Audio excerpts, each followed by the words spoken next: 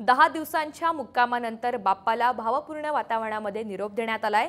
मुंबई पुण्यामध्ये मोठ्या सार्वजनिक गणेश मंडळांच्या विसर्जन मिरवणुका अजूनही सुरूच आहेत। लालबागच्या राजाची मिरवणूक 20 तासांपेक्षा अधिक काळापासून सुरू आहे।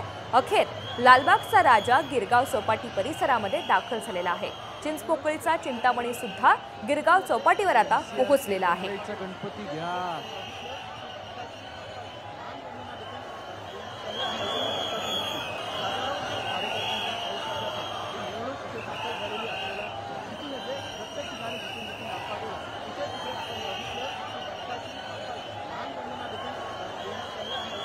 तर 20 तासांपेक्षा अधिक काळ लोटलेला आहे, मात्र तरीही गणेश भक्तांची गर्दी कुठेही कमी झालेली नाही। हा उत्साह जरा सुद्धा ओसरलेला नाही। बाप्पाला निरोप देण्यासाठी तितक्याच मोठ्या संख्येने मुंबईकर, गणेश भक्त आणि सर्व हे गणेश मंडळांचे कार्यकर्ते गिरगाव चौपाटीवर पोहोचलेले आहेत आणि अगदी थोड्याच वेळात बाप्पाला निरोप देण्यात येईल। बाप्पाचं विसर्जन केलं जाणार आहे। गिरगाव चौपाटीवर पहाटेच्या सुमारास मुसळधार पाऊस सुद्धा बरसला आणि या भर पावसातच गणेश भक्तांकडून जल्लोषामध्ये इतर विविध बाप्पांना विसर्जन करत शेवटचा निरोप सुद्धा देण्यात आलेला आहे।